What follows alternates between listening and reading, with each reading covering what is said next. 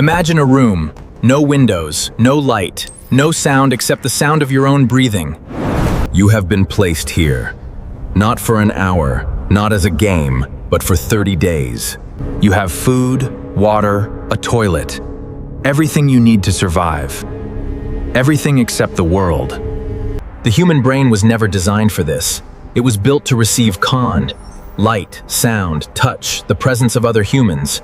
Take all of that away, and something very strange begins to happen.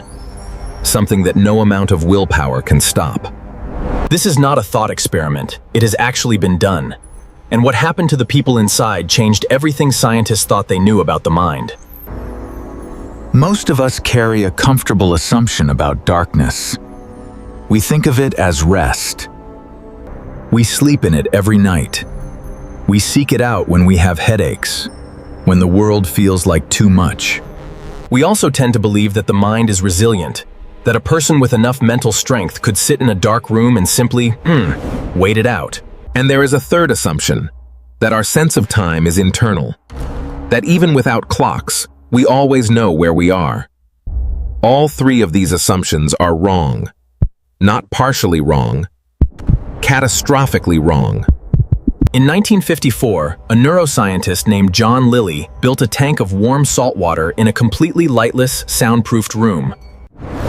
Within the first 24 to 72 hours, the brain does not slow down. It accelerates.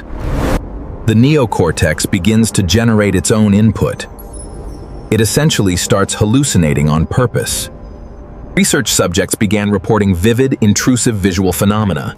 Geometric patterns at first, then shapes, then faces. The visual cortex, starved of signal, begins firing spontaneously. It does not know the difference between receiving an image and generating one.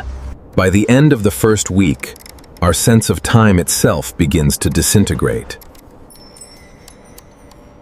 The suprachiasmatic nucleus receives direct input from the retina. It is a biological clock tunneling, but it requires winding. Every morning, light resets it. Take away that light plus permanently can't, and the clock begins to drift, then to collapse. When isolated from all light cues, humans default to an internal cycle of closer to 24.5 hours, and without external anchors, that drift compounds. Time, as humans experience it, is not a property of the universe. It is a construction of the brain. You do not experience time more purely. You experience time that is fabricated.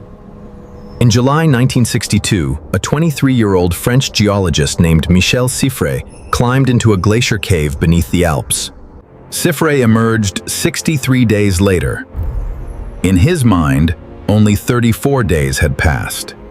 He described it not as madness, but as dissolution, as if the self were a habit that required the world to keep practicing it.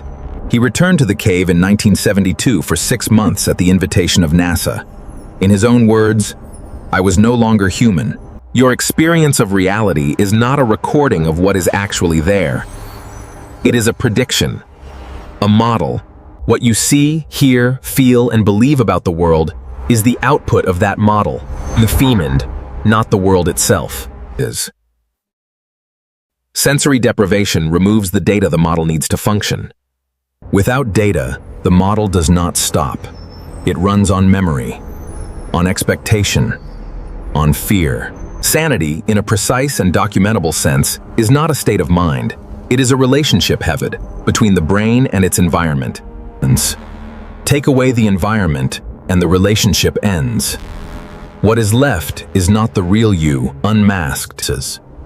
If your brain is always constructing reality, always predicting, always generating, alling in the gaps, then how do you know that what you are experiencing is the world as it actually is?